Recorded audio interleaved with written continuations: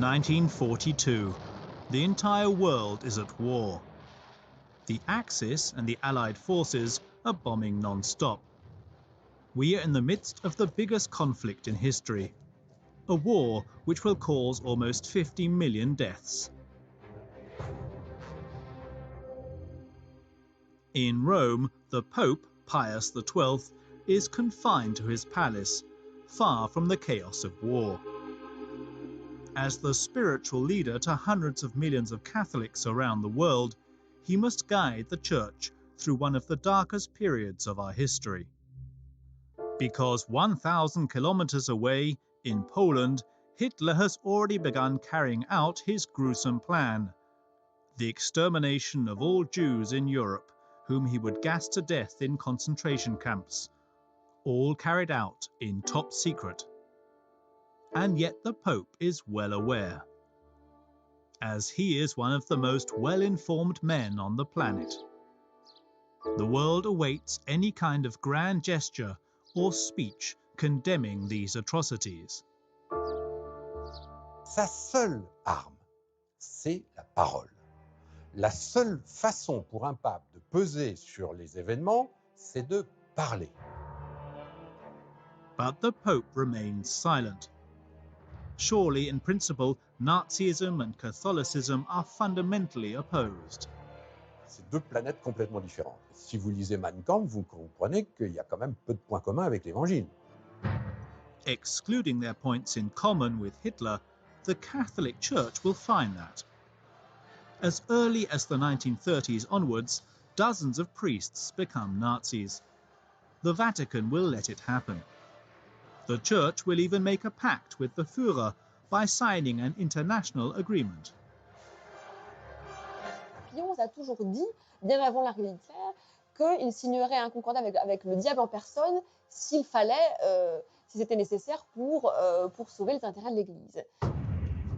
You will discover the story of certain men of the Church, fervent admirers of Hitler, who championed the cross of Christ as well as the swastika. Il terminait ses sermons au nom du Père, du Fils et du Saint-Esprit à Hitler, ce qui n'est pas tout à fait dans le droit canon romain. Et il avait aussi une autre phrase, c'était Adolf Hitler comme notre prophète Jésus-Christ, ce qui est un peu original. After the war, networks within the Vatican will help the biggest Nazi criminals to escape Europe. Among them, Josef Mengele and Klaus Barbie. We're talking about criminal activity here. Yeah? I think we should point this out in this case. It's not just about forgiveness and clemency, helping somebody who is in hiding, giving him some food, yeah, but organizing new papers under false identity for Holocaust perpetrators trying to avoid justice by Italian authorities and Allied authorities. This goes far beyond to be the Good Samaritan. This is the story we are about to tell you. The story of an institution that many thought to be above all suspicion. The story of their fall into collusion with evil itself.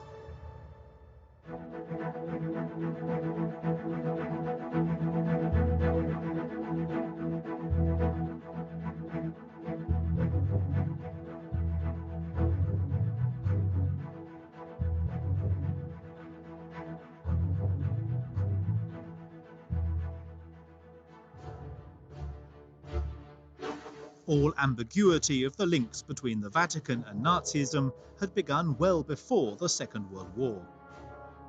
To understand this, we must go back to the beginning of the 1930s. More precisely, January the 30th, 1933. Hitler had just been elected Chancellor of Germany. But this is not enough for him. His goal is to impose a dictatorship.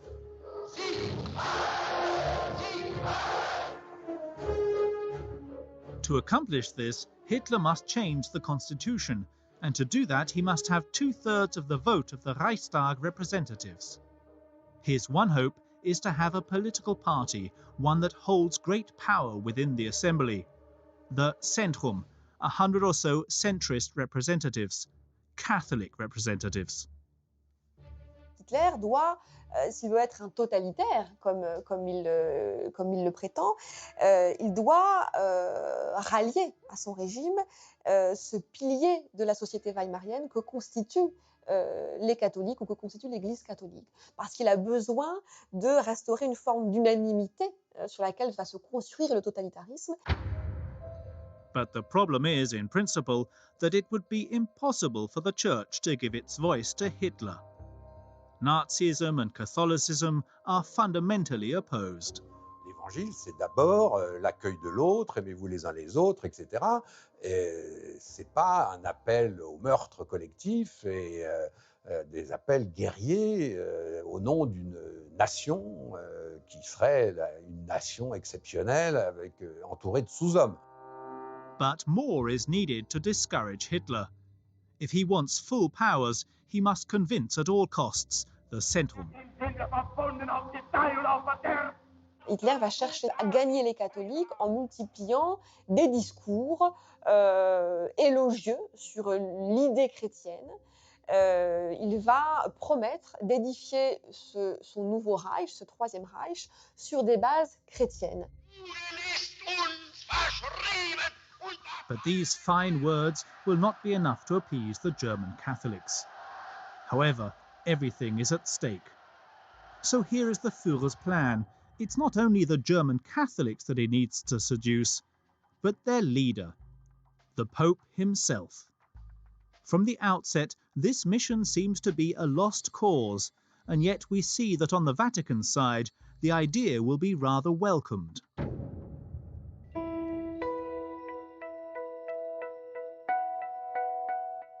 We find ourselves in Rome, Italy. Wedged inside the capital, the Vatican City, the Catholic Church's seat of power. At its head, since 1922, the Pope Pius XI. A pope with an obsession to sign an agreement with Germany to protect the interests of German Catholics. Des négociations pour aboutir à un concordat du Reich avaient été ouvertes avec la République allemande par le Saint-Siège depuis 1919. Et alors, ça avait commencé, ça avait avorté, mais il n'y avait pas encore de concordat du Reich. Et à peu près chaque fois qu'un nouveau gouvernement allemand était formé, eh bien, c'était relancé soit par le Saint-Siège, soit par le gouvernement allemand. Et évidemment, l'échange était toujours le même, c'est-à-dire je te donne un concordat, mais en échange, le parti catholique me soutient au Reichstag. Hitler could thus agree to sign the Concordat on the condition that he had the assured backing of the full powers. And it seems that the idea of negotiating with the Führer does not repel the Pope. Because for Pius XI, Hitler is not yet the devil. He sees him, above all, as a fierce anti-communist. A man who could prevent Stalin from invading Europe and suffocating the Church, the Vatican's incessant fear.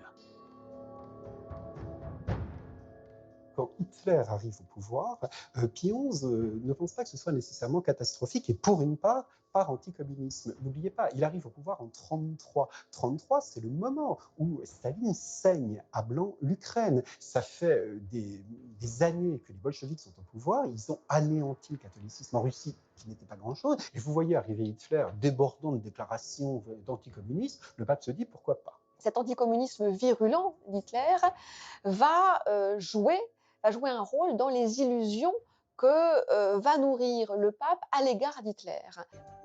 To negotiate with Hitler, the Pope sends one of his closest associates, Eugenio Pacelli. He's the Secretary of State. He's the number 2 of the Vatican City.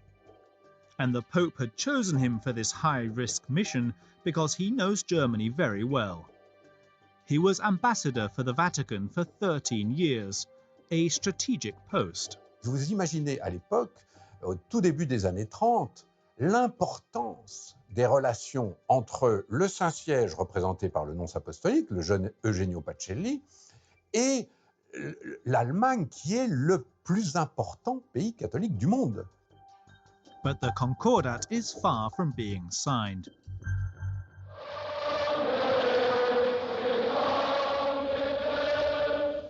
Elsewhere in Germany, the Zentrum have just decided on a policy full of implications. On March the 23rd, 1933, in Berlin at the Reichstag, the German Catholics have voted to give full powers to Hitler. The Führer now has free rein to impose his dictatorship. It's impossible for historians to know in what ways the Vatican and Eugenio Pacelli put pressure on the Zentrum. On ne sait pas s'il y a eu promesse ou pas, mais on sait bien qu'il est pratiquement impossible que la question du concordat n'ait pas été au moins discutée. Et elle devient un élément parmi d'autres du vote des pleins pouvoirs. Il n'y a pas de document probant, sinon une note du prédécesseur de Pacelli à la secrétaire d'État, qui était le cardinal Gaspari, et qui écrit une note en 4 points et qui transmet par voie interne au cardinal Pacelli pour dire qu'il faut aller de l'avant avec les négociations concordataires et que si possible, il ne faut pas hésiter, si le gouvernement allemand le demande, de sacrifier le parti des catholiques. Donc ce qui prime, c'est l'intérêt supérieur de l'Église et pas l'intérêt du parti des catholiques allemands. Several days later, the German Church will once again give Hitler what he wants, allowing Catholics to also be Nazis. 2 years earlier, the bishops had banned this. Only with the desire to sign the Concordat, the Church will give in.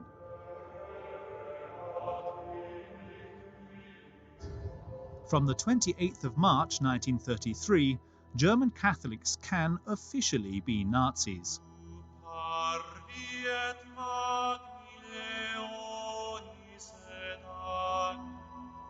Dozens of priests will thus join the NSDAP, the Hitlerite party.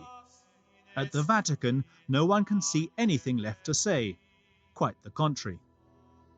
Donc, lorsque la condamnation du parti est levée par les évêques, le nonce en Allemagne et au Vatican et le secrétaire d'État Pacelli sont plutôt soulagés qu'on ait enfin retiré cette condamnation, parce qu'enfin, cette levée de la condamnation ouvre la voie donc aux négociations concordataires.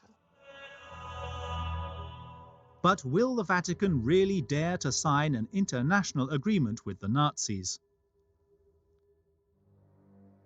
Especially as in Rome, during the negotiations with Hitler, the Pope receives some worrying information about the situation in Germany. The Jews there are being persecuted. Their shops are being boycotted. They are excluded from all public employment, ousted from the economy. The Führer is putting in place the first anti-Semitic measures that will become the foundation of his policies. Voices are raised to warn the Vatican. Among them, an outraged woman writes a letter to the Pope. She pleads him to intervene. Her name is Edith Stein. Her journey is surprising. Edith was born into a Jewish family. She is an intellectual and a feminist. She has, unlike most other women of this period, a doctorate and is a professor at Münster. At 30 years old, Edith Stein converts to Catholicism. She is recognized as a woman of profound faith and an exemplary life.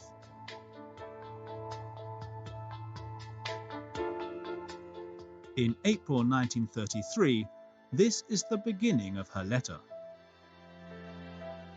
Holy Father, as a child of the Jewish people who has become by the grace of God a child of the Catholic Church 11 years ago, I dare to express to the Father of Christianity what is tormenting millions of Germans. C'est une lettre qui est très forte, puisqu'elle demande, elle explique la situation d'injustice, d'inhumanité que vivent les Juifs d'Allemagne. Through its call to boycott, the government is pushing many people to desperation. I was aware of 5 suicide cases following these attacks. I am persuaded that this is hinting at a general phenomenon that will take still many more victims. But above all, Edith Stein pleads the Pope to intervene. If he doesn't, she threatens, he would be an accomplice to these horrors. The responsibility falls in large part upon those who have pushed them to this extremity. It also falls upon those who remain quiet on the subject. We fear the worst for the image of the Church if it continues to remain silent. C'est une très belle lettre, très courte, très dense, mais très intense au fond, où elle dit la responsabilité de ces actes ne retombera pas seulement sur ceux qui les ont commis, mais aussi sur ceux qui se seront tus. Et elle finit par demander, par prier Pie XI de dire quelque chose en expliquant que tous les regards des Juifs et des catholiques d'Allemagne et du monde sont tournés vers la papauté. The Pope receives this letter on his desk, and he will read it, but he will choose not to do anything. His only response was to let Edith Stein know that he'd asked for God's blessing for her. In fact, without knowing it, Edith Stein had sent her letter to the Vatican at the worst possible time. Elle l'envoie vraiment au moment où on négocie le concordat. Donc, sa lettre probablement touche, on peut l'imaginer, le pape, mais l'urgence n'est pas là. L'urgence, c'est de négocier le concordat. Très rapidement, l'urgence, ça devient on sauve ce que l'on peut sauver, et ce qu'on va essayer de sauver, c'est l'action catholique. Donc, il n'y a pas de place dans cette configuration mentale, politique, diplomatique de l'époque, de ce printemps 33, pour une intervention en faveur des Juifs.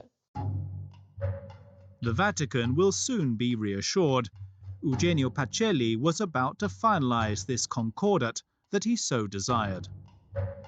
Hitler accepted the terms of the agreement. Rome, 20th of July 1933. Around the table, next to Pacelli, representing the Pope, Franz von Papen, the Vice-Chancellor of the Reich. He represents the Führer. This agreement, which contains 34 articles, is a relief for the Vatican. It assures them officially the respect of the rights of German Catholics, as stated in Article 1. Article 1. The German Reich guarantees freedom of profession and public exercising of the Catholic religion. It recognizes the right of the Catholic Church to organize and administer its affairs autonomously. But in reality, the real winner of this international treaty is Hitler. The Church offered, on a silver platter, the final piece he was missing, the stature of a true head of state. Pour un gouvernement comme le gouvernement nazi, le fait d'arriver à signer un concordat avec le pape, avec le Saint-Siège, à peine 6 mois après son arrivée au pouvoir, c'est quand même peut être considéré comme un succès politique, diplomatique, indiscutablement. Ça donne à Hitler et au gouvernement nazi une sorte de respectabilité morale sur le plan international. Aux yeux du monde et aux yeux des catholiques allemands, le concordat signifie bien que le Vatican a réussi à s'accorder avec Hitler. Le Saint-Siège fait figure d'autorité morale. Vous voyez, donc si ce Saint-Siège si respectable signe un concordat avec Hitler, c'est la preuve qu'Hitler ne doit pas être aussi méchant qu'on nous le dit. But this honeymoon period between the Vatican and the Nazis will not last long. Hitler wants to position himself as a dictator. Very quickly, he violates the Concordat. He dismantles the organizations of the Church and arrests, and sometimes assassinates, Catholic opponents. At the same time, he attacks the Jews once again with a new arsenal of anti-Semitic measures. The Nuremberg Laws of 1935. The Jews lose their German nationality and most of their civil rights. Mixed marriages are forbidden. In Rome, Pope Pius XI is not ignoring these persecutions. 4 years after having entered into a pact with the Führer, the Pope becomes disillusioned. He comes to realize who Hitler really is. So for the first time, he decides to confront him. His weapon, a prosecution speech against Nazism. Mit brennender Sorge, in English, with burning concern.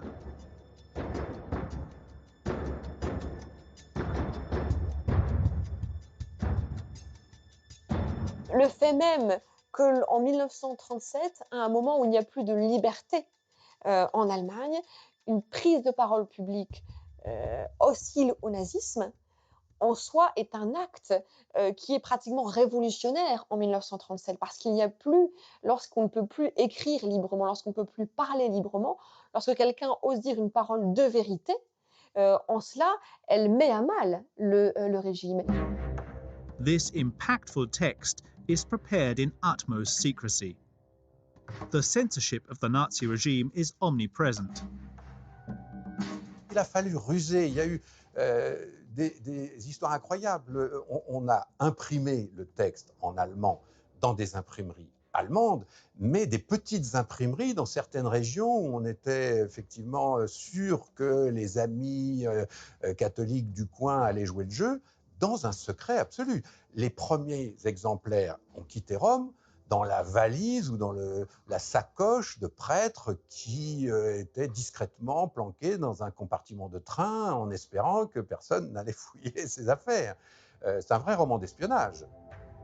The 21st of March 1937, the text is read in all the churches in Germany. Hitler does not react, but from now on, to the eyes of the world, Pius XI appears to be a challenger to Nazism. Only it is not him who will lead the church when the war begins.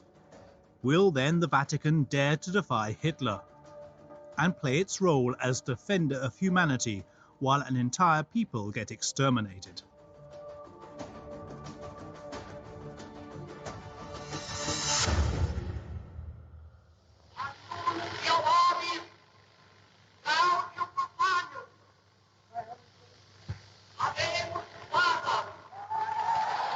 March 1939, just 3 months before the war. In Rome, a new pope has just been elected. Pius XI died of a heart attack, and the new pontiff is far from being a stranger.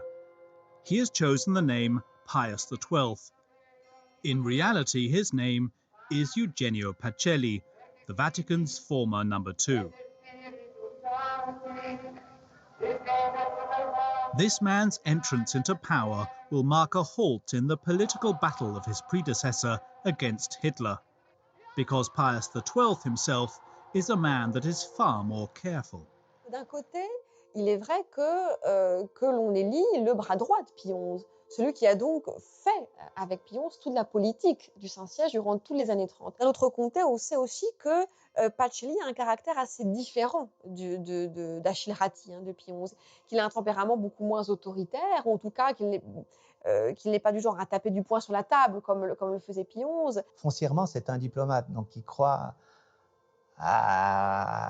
qui est par nature enclin à toujours rechercher le compromis, l'entente, plutôt que le conflit, au fond, et qui pense que les problèmes peuvent se résoudre par la voie de l'entente, la discussion, du compromis. Except that while Hitler prepares his final solution, the voice of compromise will not suffice. À partir de janvier 1942, donc la conférence de Wannsee, la guerre change de nature puisque on ne se contente plus à ce moment-là d'envahir des pays et de se battre armée contre armée, mais on va exterminer un peuple.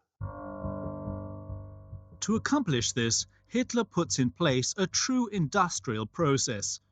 Jews are arrested by the hundreds of thousands during big raids. They are brutally packed into overflowing animal trucks and driven towards Poland to specially designed death camps on a massive scale where the majority of Jews would be gassed to death.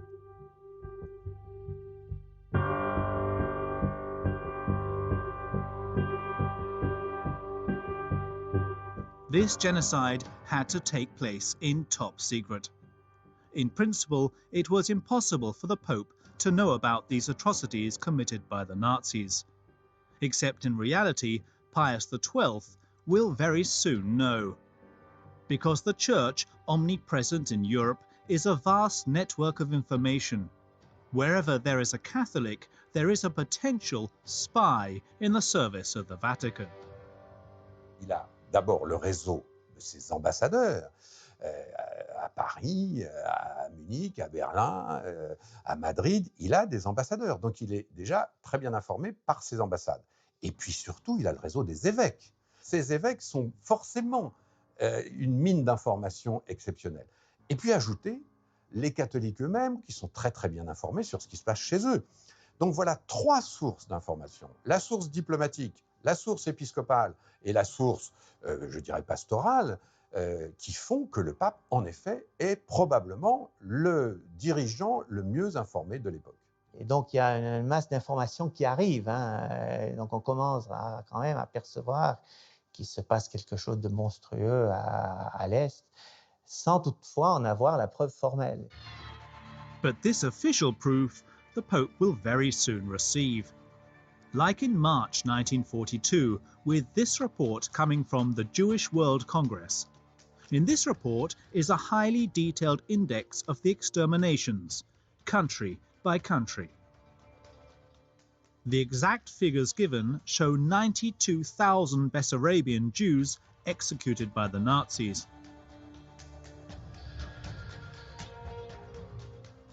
Later, the Pope will receive confirmation of this alarming news, this time by the Polish government in exile. In regards to the number of Polish Jews exterminated by the Germans, we estimate that it has surpassed 1 million. It is primarily the elderly, the disabled, women and children who are taken, which is proof that this is not deportation for work, but that the deportees are being put to death using various methods in places specially created for this purpose. All of these reports urge Pius XII to condemn Hitler. The Pope is seen as the person who could change the course of history. Il a évidemment ni armes atomiques, ni armée, ni puits de pétrole, ni territoire à défendre. Donc, il n'existe pas sur le plan politique. Sa seule arme, c'est la parole. La seule façon pour un pape de peser sur les événements, c'est de parler. C'est ça qu'on appelle une autorité morale. But for the time being, the Pope has decided to keep quiet. He is not the only one to have received these reports. The Allies have also been informed. On December the 17th, 1942, Roosevelt, Churchill and Stalin publish a declaration, a searing text in which they clearly identify the Jews as the target of Nazis. In every country under German occupation, the Jews are being transported on trains in horrific conditions with inconceivable brutality. The number of victims of these bloody acts of cruelty are hundreds upon hundreds of completely innocent men, women and children. We condemn in no uncertain terms this bestial policy of cold-blooded extermination.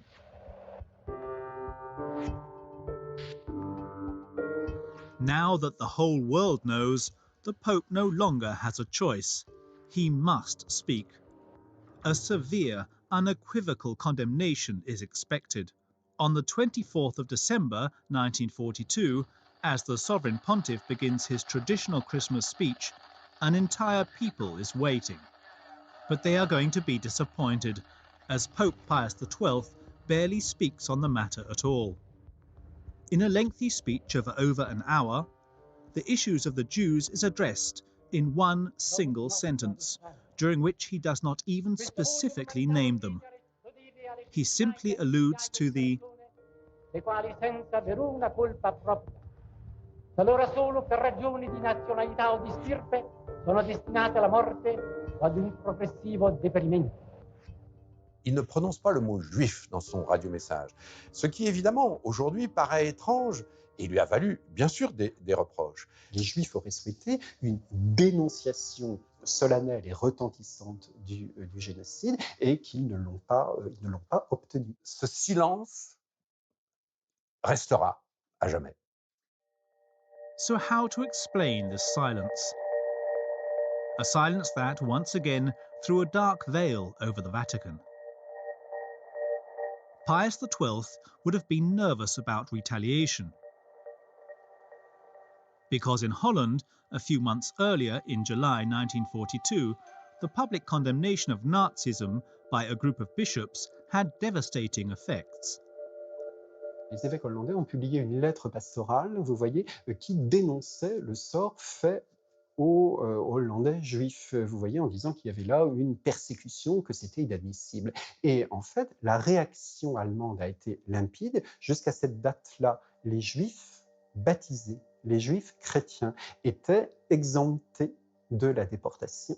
Quand les nazis ont su que les évêques catholiques dénonçaient leur politique à l'égard des Juifs, leur première réaction a été de faire déporter les Juifs de confession catholique. Une semaine après, des centaines de catholiques d'origine juive ont été emmenés à Auschwitz et gazés immédiatement. Amongst the victims, there was Edith Stein. Remember, this German woman who 9 years earlier had written the famous letter to the Pope begging him to break his silence. According to certain specialists, the tragic event in Holland would have weighed heavily on Pius XII. Le pape, quand il entend ce compte-rendu-là, quand on lui dit ça, évidemment, il faut se mettre à sa place. Il se dit, mais si moi, je dis la même chose, alors qu'est-ce qui va se passer? Ça sera plus la Hollande, ça va être quoi? Toute la France, ou toute l'Allemagne, ou toute l'Europe. But that is not the only reason. Something else also paralyzes the Church. The Catholics are not hugely fond of the Jews, and this is nothing new. Toute l'Église a été coupable, les catholiques, coupables d'un anti-judaïsme qui n'est pas donc un antisémitisme, parce qu'il ne touche pas du tout à la biologie. Là, il ne s'agit pas du tout de racisme. Il s'agit d'un ressentiment, d'un mépris, d'une concurrence que les chrétiens ont parfois violemment, parfois brutalement, exercé à l'égard des Juifs depuis 2000 ans. La Bible véhicule, si l'on veut, l'idée que c'est l'ensemble du peuple juif qui est responsable et qui doit supporter la faute de la décision d'avoir voulu la mort du Christ. Cette idée est véhiculée et va nourrir, si l'on veut, un sentiment populaire, une hostilité populaire, si l'on veut, à l'égard du peuple juif.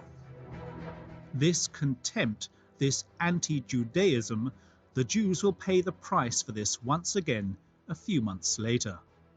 But this time, the persecution will happen practically on the Pope's doorstep.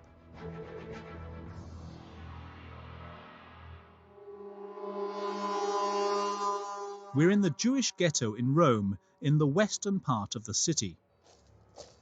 On the night of the 15th to the 16th of October 1943, the sound of German military boots approaches. The Gestapo enters the ghetto through the Via del Portico d'Ottavia.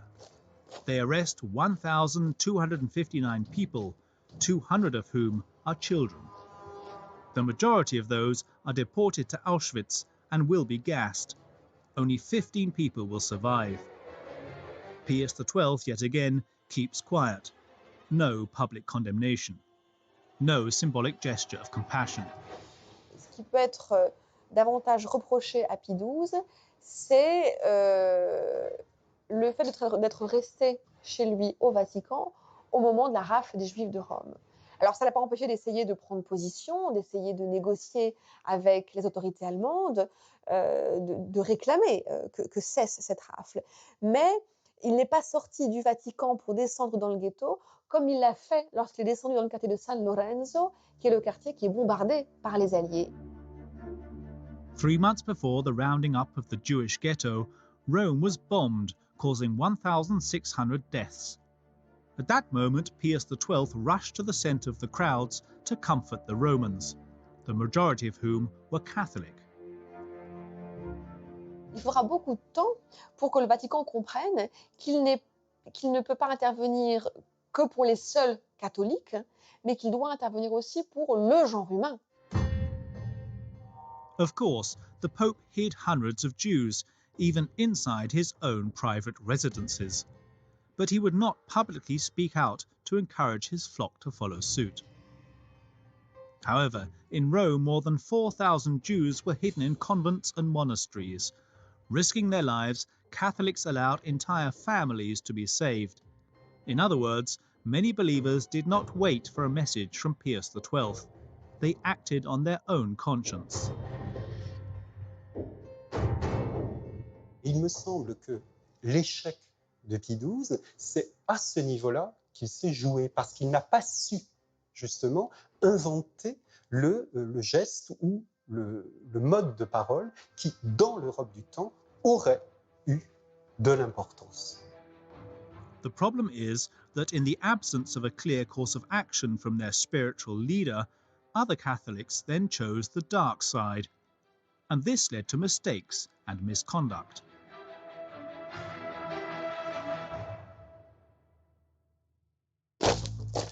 Berlin in October 1943.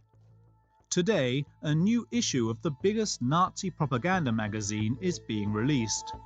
A newspaper translated into 25 languages, with 2.5 million copies published and distributed throughout occupied Europe. Signal. And on the front page this month, the German soldier in uniform standing right next to the eagle and the swastika. But this man is not German. He is French. His name, Mayol de Loupé. And even more astonishing, although he is wearing the uniform of the Waffen-SS, he is first and foremost a Catholic bishop. This man, so willingly lending his image to Hitler, is proof that Catholicism and Nazism can be compatible. This is a godsend for the Führer, who takes the opportunity to plaster it all around Europe. Les nazis sont plutôt païens et la religion pour eux, c'est vraiment source. Ça peut être une opposition aux nazis parce que du fait de leur paganisme. Donc, de montrer que des catholiques se battent avec eux, c'est gagnant pour les Français, les Italiens et d'autres catholiques à travers l'Europe, les Espagnols aussi. Montrer que Dieu est avec eux, qu'on est du bon côté. Les nazis sont du bon côté. Pour ça, c'est important. En termes de propagande, c'est important, oui. Mayol de Loupé is part of this Nazi turning point at the start of the 30s. He has a long-standing obsession, Bolshevism, and most definitely shares his hatred of the Reds with the Hitlerite regime. And also he shares this hatred with the Vatican, since the Vatican never ceases to condemn communism, much more so than it condemns the Führer. Tant du côté du pape que du côté des évêques, des catholiques. On entend depuis le milieu du XIXe siècle que le mal, c'est le communisme. Ça devient évidemment le bolchevisme. Depuis le début de la Révolution russe, le pape a pris plusieurs fois la parole pour dénoncer l'idéologie communiste, pour dénoncer les crimes du communisme.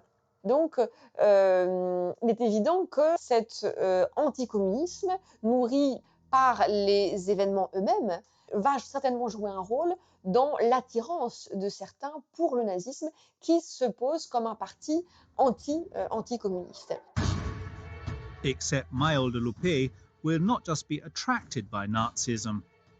In the name of anti-Bolshevism, he is ready to actively lend a hand to Hitler, in the hope that this will help the Church to finally get rid of the Reds. And soon he will have just the opportunity. We are in the Soviet Union in the winter of 1941. For months, the country has been fighting the bloody German invasion in Operation Barbarossa. 4 million Axis soldiers have invaded the USSR by surprise. But the war is brutal. Hitler needs more men.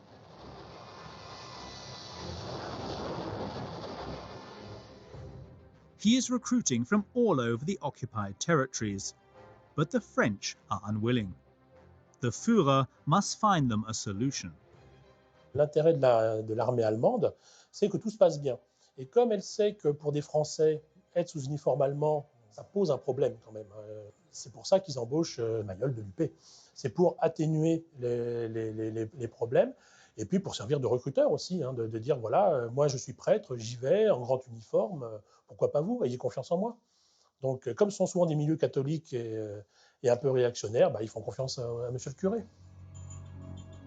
The problem is that Mayol de Loupé needs the authorization of the Church. but apparently one of their bishops joining Hitler's side does not pose any problem. Not for Cardinal Suard, his superior in Paris, a close friend of Maréchal Pétain. He gives him his permission without batting an eyelid. Not even for the Vatican, who Maille de Loupé contacts through Monseigneur Sibilia, a cardinal close to Pius XII. He sends him his authorization and even his blessing. In October 1941, Maille de Loupé leaves for the front line, along with hundreds of French youth and Nazis. Their trains are covered in explicit slogans: "Death to the Jews," "Heil Hitler."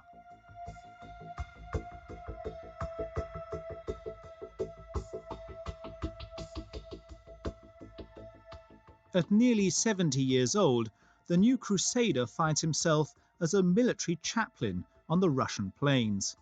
His mission: to spew out his party line, "Amen Hitler." Le dimanche, jour du Seigneur, donc forcément des messes sont organisées. C'est Maille de Loupé, bien sûr, qui officie. Et effectivement, il faut ces grandes messes sur le mysticisme du nazi, sur la justesse de la cause. Hein, on combat le bolchevisme, hein, on combat l'ennemi rouge. Et effectivement, il terminait, on a su ça par des survivants qui l'ont raconté, il terminait ses sermons au nom du Père, du Fils et du Saint-Esprit, et Hitler, ce qui n'est pas tout à fait dans le droit canon romain, donc c'est un peu hétérodoxe. Et il avait aussi une autre phrase, c'était Adolf Hitler comme notre prophète Jésus-Christ. C'était pour justifier l'injustifiable, quoi. Donc l'engagement des Français sur place, Maille de Loupé n'était pas à s'encombrer à quelques formalités près. In total, Maille de Loupé will spend almost 3 years on the Eastern Front. He then settles in Germany until the end of the war. As the Allies arrive, he hides in a monastery, but is quickly found and arrested. At the end of his trial, Maille de Loupé will serve 4 years in prison for enemy intelligence. In theory, with the defeat of the Germans, one could think that this would also put an end to these somewhat clouded Church-Nazi relationships. But you will see that in reality, even years after the fall of Hitler, some very highly positioned men in the Vatican will enter into outright complicity, organizing the escape of war criminals.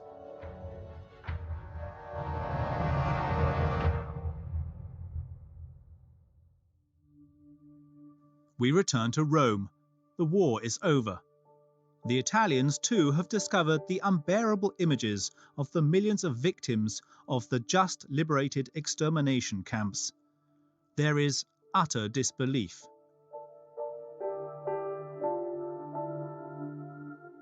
In the Vatican, the Pope still has not reacted publicly, nor has he condemned these horrors. And after 3 years, life has resumed its course. It is 1948. A stone's throw from the Holy See, this is the Via della Pace, the Road of Peace. We are at house number 20, at the headquarters of the German church, Santa Maria dell'Anima. Monsignor Alois Hudal lives here. He runs one of the branches of the Assistant Pontifical Commission, created at the end of the war to welcome refugees.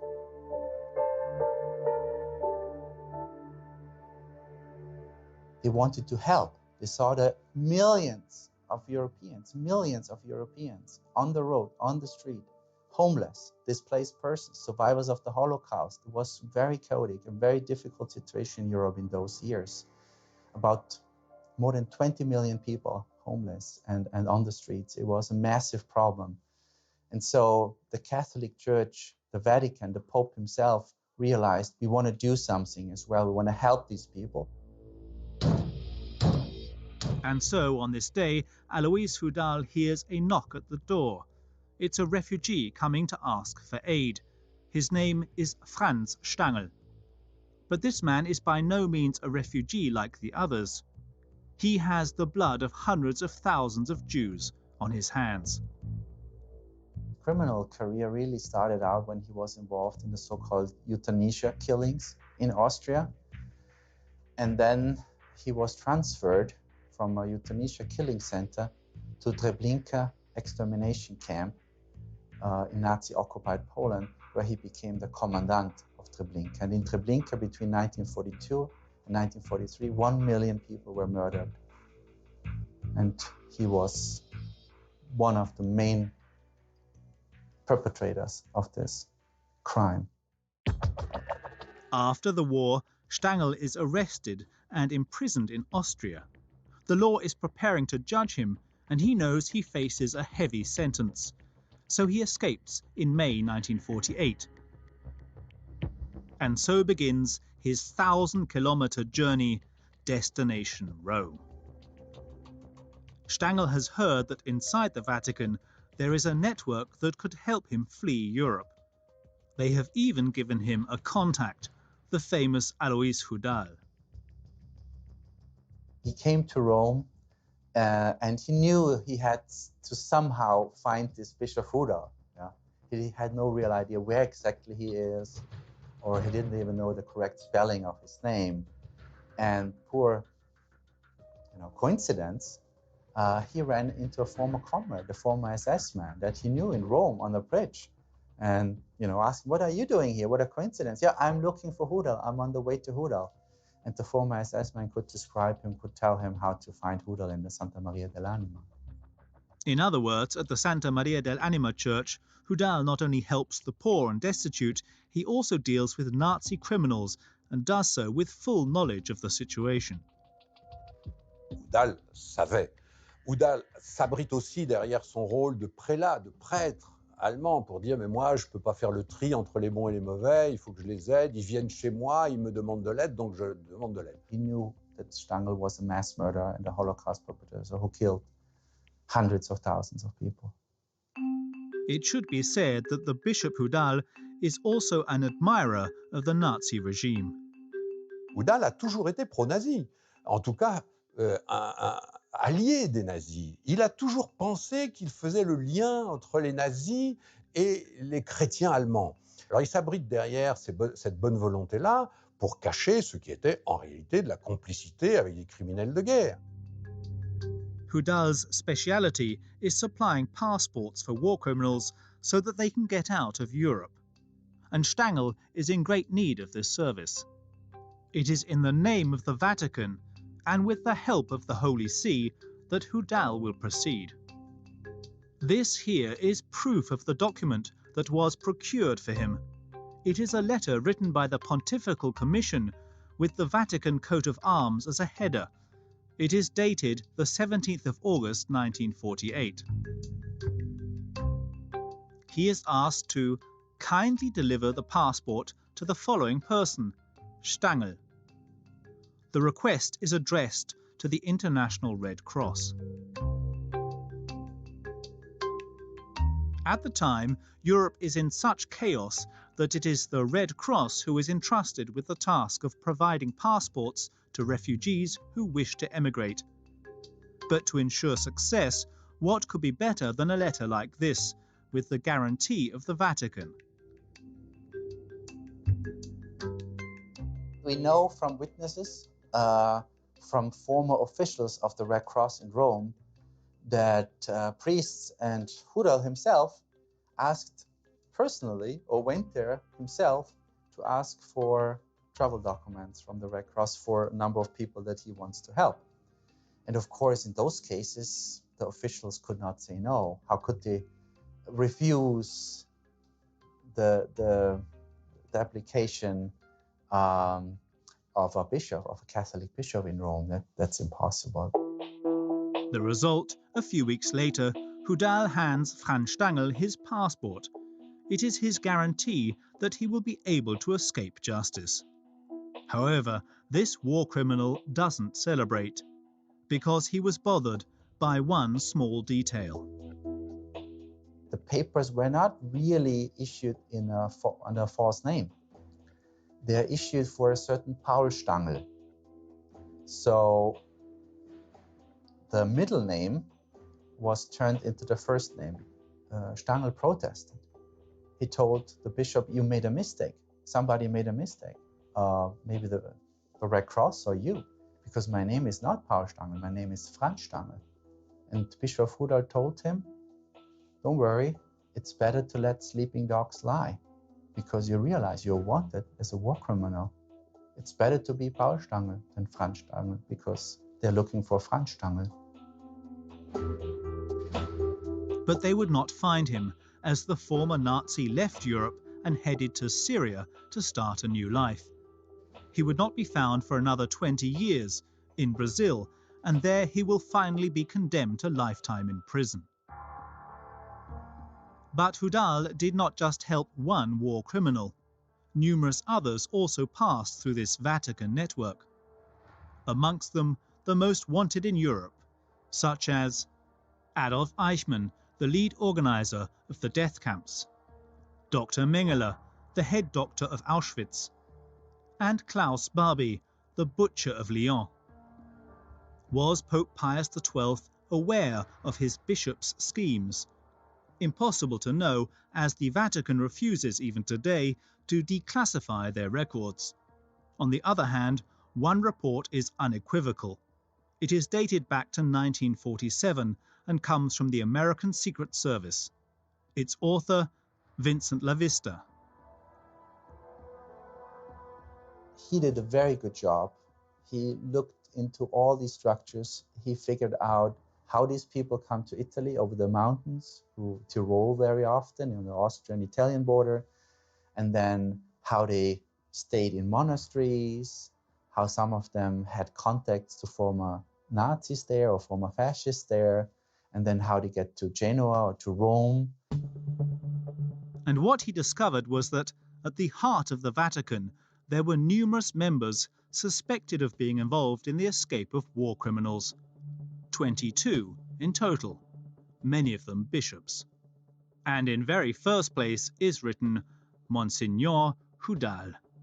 His address and even his telephone number are given. Again, it is impossible to know for sure that Pius had any knowledge of this report, but according to experts, it is almost certain.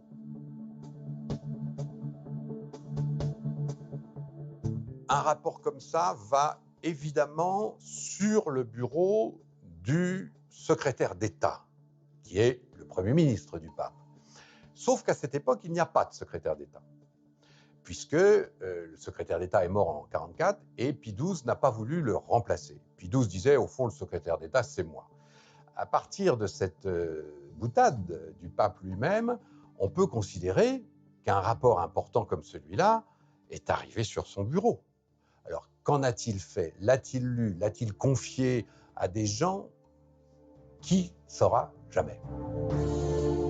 In any case, the Pope did not react publicly. At the Vatican, affairs are dealt with internally.